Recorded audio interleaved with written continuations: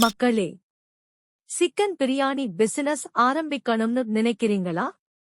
எவ்வளவு முதலீடு தேவை, என்னென்ன அனுமதிகள் வாங்கணும், எப்படி நல்ல லாபம் பார்க்கலாம், இதையெல்லாம் இந்த வீடியோவில் தெளிவாக பார்க்கலாம். முதலில் முதலீடு பற்றி பார்க்கலாம். சிறிய அளவில் ஆரம்பிக்க 80,000 ரூபாய் முதல் 1,50,000 ரூபாய் வரை தேவைப்படலாம்.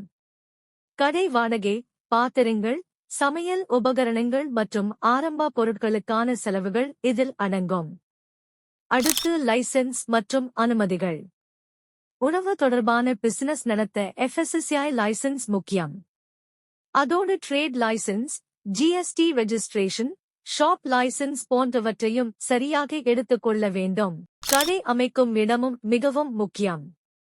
மக்கள் நடமாட்டம் அதிகமாக இருக்கும் இடத்தை தேர்வு செய்யுங்கள். சுத்தமான சூழல் இருந்தால் வாடிக்கையாளர்களின் நம்பிக்கையும் அதிகரிக்கும். பிரியாணி செய்வதற்கான பெரிய பாத்திரங்கள், அடுப்பு, காஸ் சிலிண்டர் மற்றும் பொருட்கள் சேமிப்பு வசதிகள் தேவைப்படும். மெனுவில் சிக்கன் பிரியாணி, மட்டன் பிரியாணி, குஷ்கா மற்றும் சைடு டிஷ்களை சேர்க்கலாம். விலையும் மக்கள் வாங்கக்கூடிய வகையில் இருக்க வேண்டும். தரமான அரிசி, சிக்கன் மற்றும் மசாலா பொருட்களை பயன்படுத்துவது மிகவும் முக்கியம். சுவை நன்றாக இருந்தால் வாடிக்கையாளர்கள் மீண்டும் வருவார்கள். இந்த தகவல் பயனுள்ளதாக இருந்தால் லைக், ஷேர், சப்ஸ்கிரைப் செய்யுங்கள்.